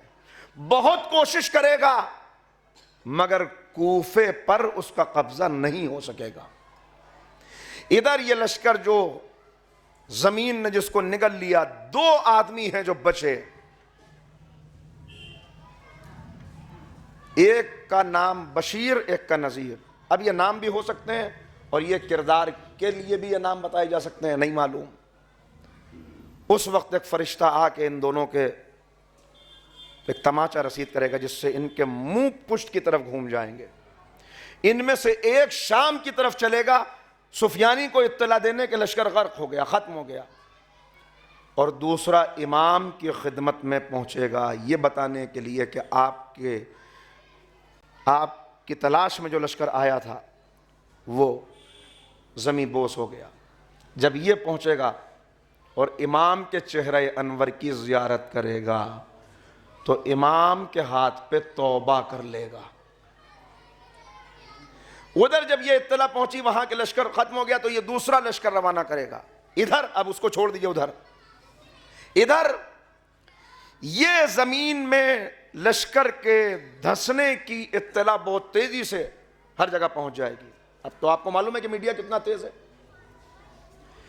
جیسے یہ اطلاع سید حسنی کو ہوگی وہ کہیں گے یہ حتمی علامت ہے کہ امام تشریف لا چکے ہیں, لہذا وہ وہاں سے روانہ ہوں گے امام سے ملاقات کے لیے.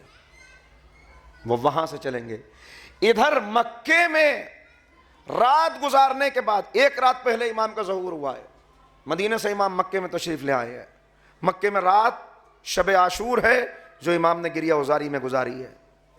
اس رات کی صبح آتے آتے 4 انبیاء, 4 شخصیات, اس لیے کہ جناب خضر کے متعلق علماء کا حتمی فیصلہ نہیں کہ وہ نبی ہیں یا نہیں ہیں, علماء کے 2 گروہ ہیں, لہذا 4 پہنچنے والے خضر, الیاس, عیسیٰ اور ادریس یہ امام کی خدمت میں پہنچ جائیں گے. اور اس کے بعد 4 ملائکہ جو تمام ملائکہ کے سردار ہیں وہ امام کی خدمت میں پہنچ جائیں گے. اور سورج نکلتے نکلتے اعلان ہو جائے گا جاء الحق وزهق الباطل ان الباطل کان زہوقا. حق آ گیا اور باطل چلا گیا, اور باطل کی قسمت ہی میں مٹ جانا تھا. صلوات پڑھ دے محمد و آل محمد.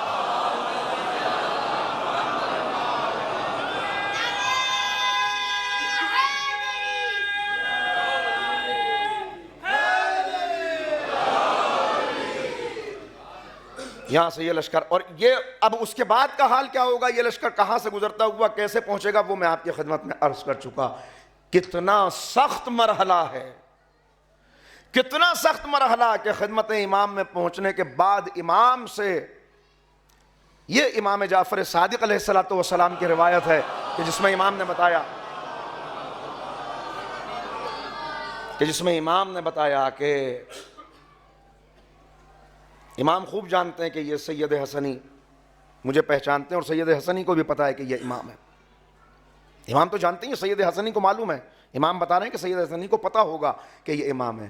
لیکن اپنے ساتھ آئے لوگوں پر حجت تمام کرنے کے لیے امام سے فرمائیں گے کہ مولا نشانیاں دکھائیے. اس وقت ذوالفقار گواہی دے گی, پرچم گواہی دے گا, جناب ابراہیم کا کرتا گواہی دے گا, جناب موسیٰ کا عصا گواہی دے گا، جناب سلیمان کی انگوٹھی گواہی دے گی.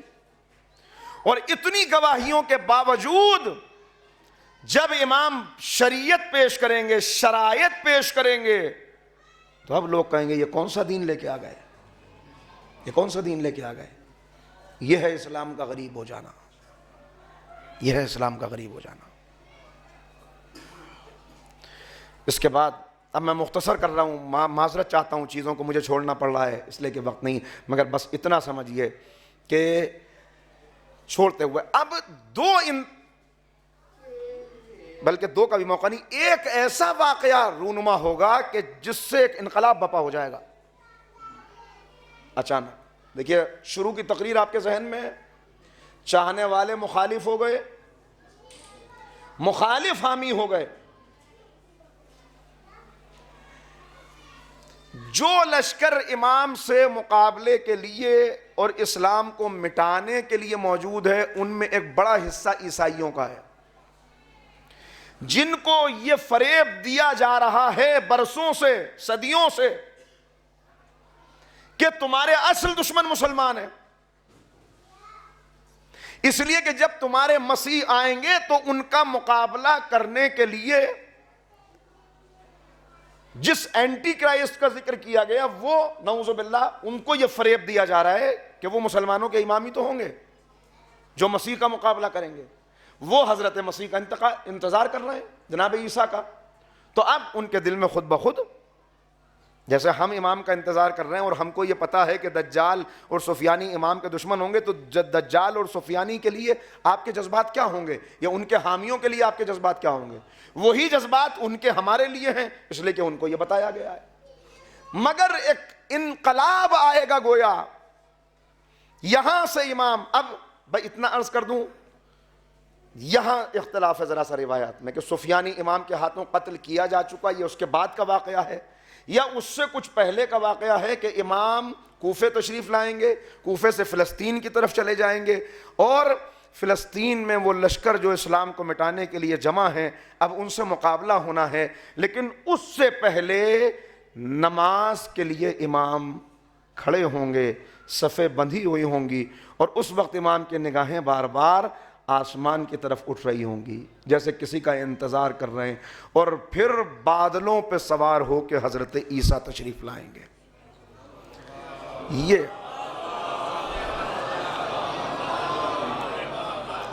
یہ عیسائیوں کے لیے توبہ کا آخری موقع ہے. اس سے پہلے حجت تمام کرنے کے لیے امام ان کو اصل انجیل اور اصل زبور کے نسخے دکھا چکے ہیں کہ دیکھو یہ اصل انجیل یہ، لیکن اس کے باوجود وہ نہیں پلٹے، اس آزمائش میں کامیاب نہیں ہوئے. یہ آخری آزمائش ہے ان کے لیے. امام کے دشمن بن کے کھڑے ہوئے ہیں، سب دیکھیں گے کہ جناب عیسیٰ تشریف لا رہے ہیں. جناب عیسیٰ آئیں گے اور آنے کے بعد اس نماز کی صف میں آ کے کھڑے ہو جائیں گے. آقا کہیں گے کہ اے فرزند مریم نماز پڑھائیے، اور جناب عیسیٰ کا جواب ہوگا آپ حجت خدا ہیں، آپ نماز پڑھائیں. اس منظر کو عیسائی حیرت سے دیکھیں گے، اور اس کے بعد امام جناب عیسیٰ تمام عیسائیوں کو دعوت دیں گے، اور ان میں جو متقی ہیں، جو نیک ہیں، جن کو فریب دیا گیا، جو مقابلے پر آئے، وہ موقع ہوگا کہ ان میں سے ایک بڑی تعداد جناب عیسیٰ کی اس نماز کو دیکھ کر امام کے ہاتھ پر بیعت کر لے گی اور امام کے لشکر میں شامل ہو جائے گی. صلوات پڑھ دیں محمد وآلہ محمد. تاریخ دہراتی ہے اپنے آپ کو، لہذا تاریخ دہرا رہی ہے. وہاں انتظار کرنے والے ناکام ہو گئے، مخالفین ایمان لے آئے پیغمبر پر. نہ صرف ایمان لائے بلکہ ایسا ایمان لائے کہ اب جب مدینے پیغمبر تشریف لے گئے اور نبی نے حکم دیا یہ مہاجر تمہارے بھائی ہیں، یہ اپنا سب کچھ چھوڑ کے آئے ہیں. آپ ذرا غور کریں، آج انسان اپنے سگے بھائی کو اس کا حق دینے کے لیے تیار نہیں. ذرا ان کا اس وقت اندازہ کریں کیا خلوص تھا ان میں موجود کہ پیغمبر نے ایک حکم دیا اور ہر مدینے والے نے اپنی پراپرٹی کا آدھا حصہ خوشی سے اپنے مہاجر بھائی کے سپرد کر دیا. آپ میرے بھائی ہیں. باقی حکم بعد میں، پہلے بھائی بنایا پیغمبر نے. لہذا یہ وہ موقع ہوگا کہ اب وہ اصل دشمن ہے جو پیچھے سے موجود تھا، اب اس نے دیکھا کہ یہ تو نکل گئے ہمارے ہاتھ سے جن کو فریب دیا ہوا تھا. لہذا اب اس اصل دشمن سے مقابلہ ہے. یہاں سفیانی کا خاتمہ ہے، اور سفیانی کے خاتمے کے 18 دن بعد یہاں بھی مختلف روایات ہیں. بعض یہ ہیں کہ پہلے آئے گا، بعض یہ ہیں کہ بعد میں آئے گا، بعض یہ ہیں کہ نظام تو دجالی چل رہا ہے بہت پہلے سے اور برابر، لیکن وہ دجال اکبر جس کا ذکر بار بار روایات میں آیا اس میں بھی ذرا اختلاف ہے. اس لیے کہ ایک روایت یہ ہے کہ 25 دجال اس کے آنے سے پہلے آ چکے ہوں گے. آخر میں وہ دجال اکبر آئے گا سفیانی کے ختم ہونے کے صحیح 18 دن 2 ہفتے کے تقریباً بعد. اور اب 2 لشکر ہیں، ایک طرف اہل ایمان، ایک طرف پھر وہ وقت ہے کہ اب توبہ کا دروازہ بند ہے، حق و باطل کا تصادم ہے. اور پھر آہستہ آہستہ یہاں آنے سے پہلے، یہ واقعات رونما ہونے سے پہلے، میں نے منزل مصائب کی وجہ سے اسے چھوڑ دیا تھا، یہ واقعات رونما ہونے سے پہلے، چونکہ اب وہ مکے کا حال کہ مکے میں اب جو لوگ امام کی خدمت میں پہنچے، ظہور کا وقت جو میں نے پڑھا، مکے میں جو پہنچے، ان مکے میں پہنچنے والوں نے بیعت کی امام کے ہاتھ پر، جن میں جناب موسیٰ کے دور کے مومنین بھی ہیں، بعض دوسرے انبیاء کے دور کے بھی ہیں، پیغمبر کے اصحاب بھی ہیں، اصحاب کہف بھی ہیں، بعض خواتین بھی ہیں جن میں سے بعض کا ذکر گزشتہ برس میں کر چکا جو خدمت امام میں پہنچ رہی. مکے میں امام اپنا گورنر بنائیں گے اور مکے سے مدینے کی طرف روانہ ہوں گے. لشکر مدینہ مکے کے درمیان ختم ہو چکا، امام نے مکے کو سنبھالا، بیعت ہوئی، مکے میں اپنا گورنر بنایا، یہاں سے مدینے کی طرف چلے. ابھی باہر ہی نکلے ہیں کہ پھر مدینے سے کچھ غدار نکلیں گے، مکے سے کچھ غدار نکلیں گے اور امام کے گورنر کو شہید کر دیں گے. امام کو اطلاع ہوگی، پھر واپس تشریف لے جائیں گے، پھر گورنر بنائیں گے مکے والے، پھر توبہ کر لیں گے گورنر، مگر دوسری مرتبہ بھی امام کے گورنر کو شہید کر دیا جائے گا. تیسری مرتبہ امام پھر تشریف لائیں گے، اپنے گورنر کو معین کریں گے، اور اب یہاں سے امام مدینے تشریف لائیں گے. کون سا مدینہ؟ جسے سفیانی کا لشکر تباہ کر چکا ہے.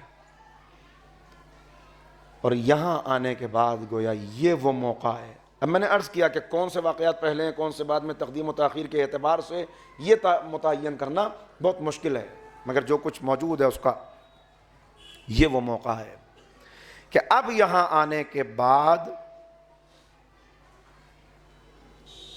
سب سے پہلے جن ظالموں کو کیفر کردار تک پہنچایا جائے گا وہ مجرم حضرت فاطمہ زہرا کے مجرم ہیں. اور یہاں بھی مومنین کے لیے ایک بہت بڑی آزمائش ہوگی جس کو میں اس وقت ذکر نہیں کر رہا، پھر کسی موقع پہ سنیے گا.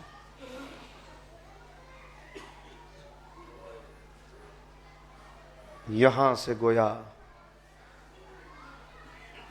یہاں سے وہ جس کا وعدہ میں نے عرض کیا تھا پہلی تقریر میں کہ 2 کام، ایک نظام عدل کو قائم کرنا، دین کو واپس پلٹانا، سنت کو زندہ کرنا، لوگوں کو بتانا، اور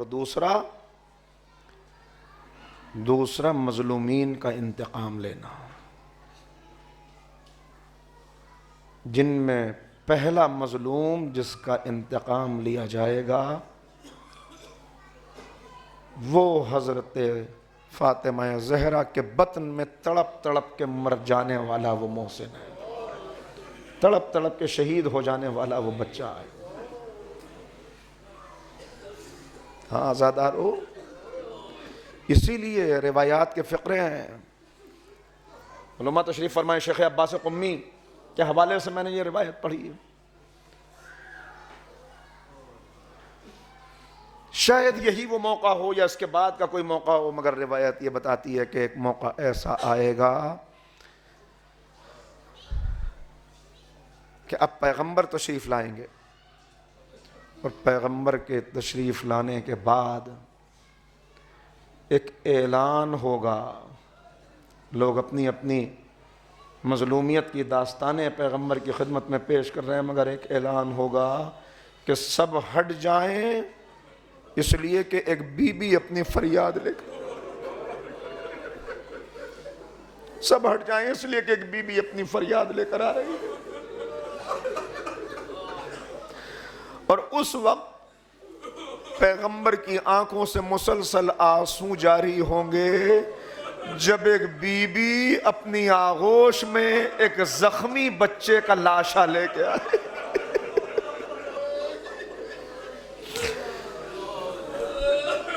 اے اللہ کے رسول فریاد! پیغمبر کی آنکھوں سے بھی آنسو جاری ہوں گے، مگر روایت کے فقرے ایک مرتبہ پیغمبر سوال کریں گے، پیغمبر کہیں گے اے خدیجہ کہیے۔ جناب خدیجہ کہیں گی میں اپنی فریاد لے کے آپ کی بارگاہ میں آئی ہوں، یہ میری فاطمہ کا محسن ہے،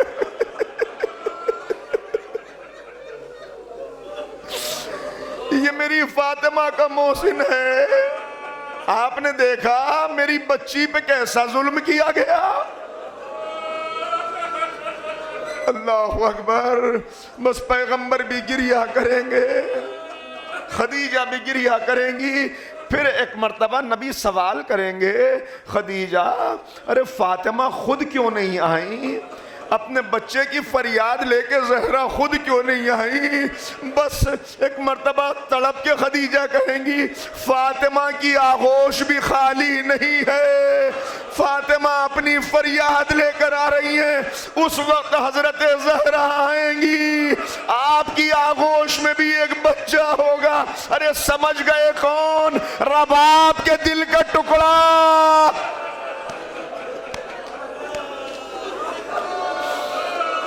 رباب کے دل کا ٹکڑا۔ ہاں عزادارو، لوگ پوچھتے ہیں گریہ کیوں کرتے ہو؟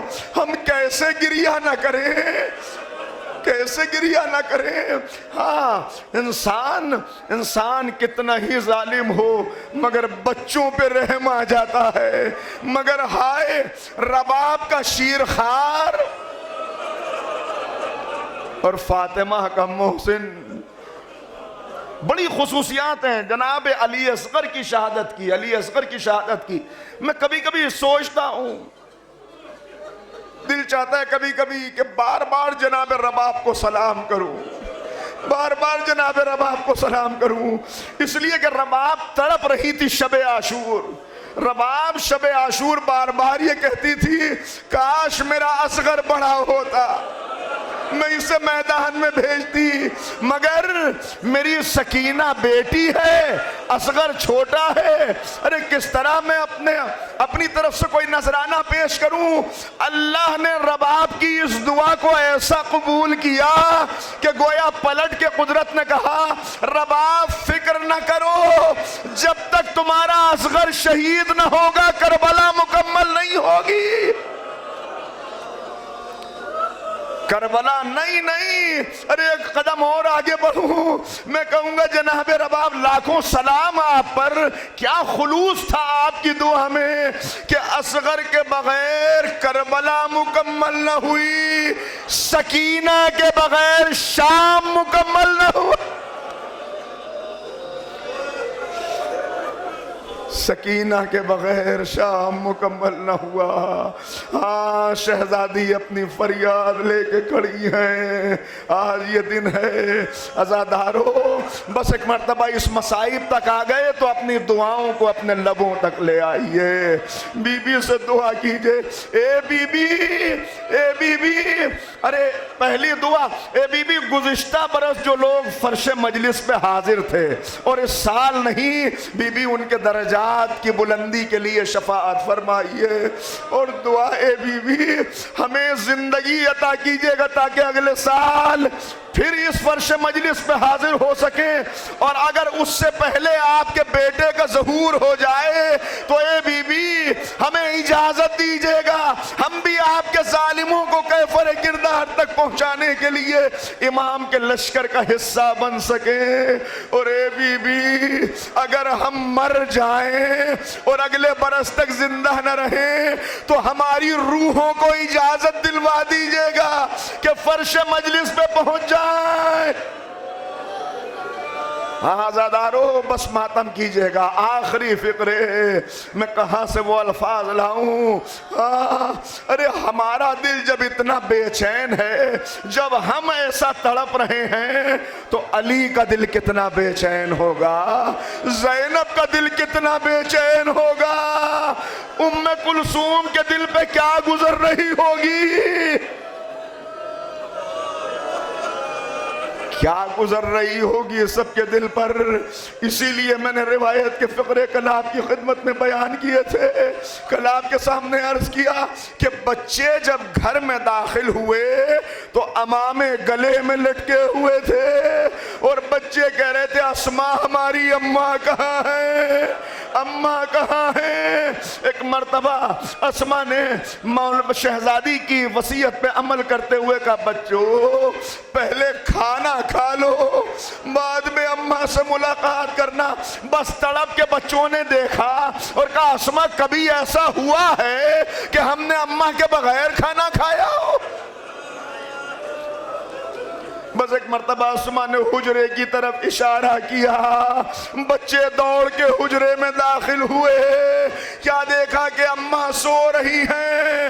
حسین آگے بڑھے، زہرا کے پیروں سے اپنے رخساروں کو ملنا شروع کیا، حسن آگے بڑھے، شہزادی کے رخسار پہ اپنا رخسار رکھ دیا، مگر جسے زمانے نے بہت ستایا تھا 70 یا 90 دن کے بعد 18 سال کی وہ بی بی جسے دربار نے ضعیف کر دیا،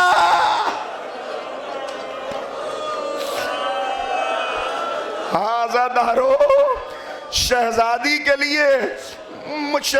کے لیے پہلو کا شکستہ ہونا بھی بہت بڑی مصیبت تھی، مگر اس مصیبت نے فاطمہ کو ضعیف نہیں کیا، اس مصیبت نے فاطمہ کو ضعیف نہیں کیا۔ ارے وہ کون سی مصیبت تھی جس سے زہرا ضعیف ہو گئی؟ جب رسول کی بیٹی کو دربار میں جھٹلایا گیا، جب رسول کی تحریر کے ٹکڑے کر دیے گئے، اب جب زہرا گھر واپس آئی فاطمہ ضعیف ہو چکی تھی، بس آکے شیخ عباس قمی کی روایت ہے کہ آکے اتنا کہا یا علی میرا حق چھن گیا، یا علی، بس کچھ اور جملے کہے۔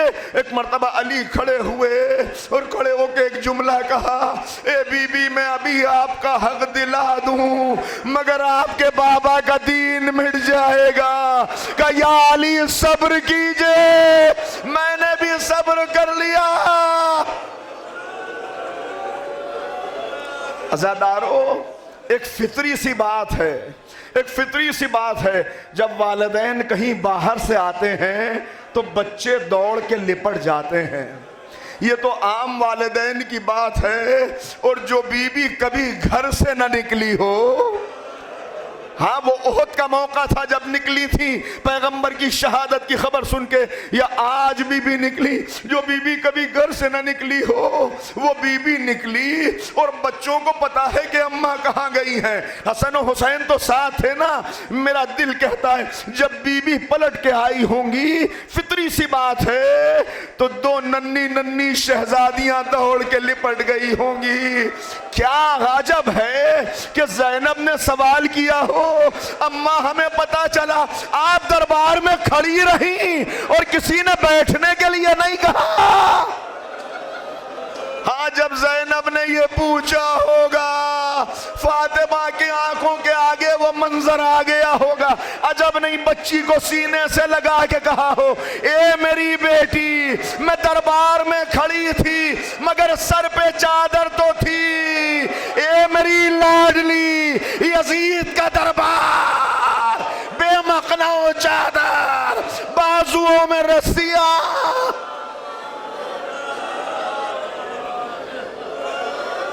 بس عزادارو آخری فقرے سنیے گا. ہاں وہ وقت آیا مولا کو خبر ہوئی, مسجد سے علی گھر میں آئے, امامہ زمین پہ پھینکا, ایک مرتبہ کہا یہ الان ان کا سر ظہری, ارے میری کمر ٹوٹ گئی. اور اس کے بعد شہزادی کی وصیت کے مطابق مولا نے غسل دینا شروع کیا. دوسرے دن بھی یہ روایت سنائی تھی. اسما کہتی ہیں کہ مولا نے مجھ سے کہا اسما رونا نہیں, اسما آواز بلند کر کے نہ رونا میرے بچے, فاطمہ کے یتیم. اسما کہتی ہے میں نے منہ میں کپڑا رکھ لیا تاکہ آواز نہ نکلے, کہ مگر کچھ دیر گزری تھی علی کی چیخ بلند ہوئی. اللہ ان آوازوں پہ رحمت نازل کرے, آپ کو آپ کے تمام مریضوں کو اللہ شفا عنایت فرمائے. عزادارو یہ وقت دعا ہے, اپنے لیے دعا کریں, ایک دوسرے کے لیے دعا کریں, میرے لیے بھی دعا کریں. عزادارو سنیے گا آخری فقرے, لیجئے جنازہ تیار ہوا, جنازہ تیار ہوا. ارے عجیب حالات, عجیب مشکلات, کیسے حالات ہیں. بس جنازہ تیار ہوا, مولا نے پکار کے کہا, سب کو آواز دی, فضا اپنی شہزادی سے رخصت ہو لو, اسما فاطمہ کو آخری سلام کر لو, زینب و کلثوم آؤ اماں کو الوداع کہہ دو. سب جمع ہوئے. ارے بچیاں ماں کے لاشے سے لپٹی جاتی تھیں, چھوٹی بچیاں, ماں اس دنیا سے چلی گئی, کیا عالم ہوا ہوگا. ایک مرتبہ مولا نے دیکھا حسن و حسین دور کھڑے ہوئے ہیں. آپ روایت سنتے امام حسین دور تھے, مگر حقیقت یہ دونوں بچے دور کھڑے ہوئے تھے. ایک مرتبہ مولا نے پکار کے کہا, بچوں کیا اماں سے رخصت نہ ہوگے, کیا ماں کو سلام آخری نہ کرو گے. ایک مرتبہ حسین آگے بڑھے, کہا بابا جب تک اماں نہ بلائیں گی ہم نہ آئیں گے. ارے یہ جملہ کہنا تھا, بندے کفن ٹوٹ گئے, ہاتھ برآمد ہوئے, آؤ میرے بچوں آ جاؤ. حسن قدموں سے لپٹے, حسین ماں کے قریب گئے. ابھی کچھ دیر گزری تھی, جبریل کی آواز آئی, یا علی بچوں کو جدا کر دیجئے. ملائکہ میں کوہرام, عرش والوں میں کوہرام. علی آگے بڑھے, بچوں کو الگ کیا, سینے سے لگا کے الگ کیا ہوگا, مگر ہائے حسین کی یتیم.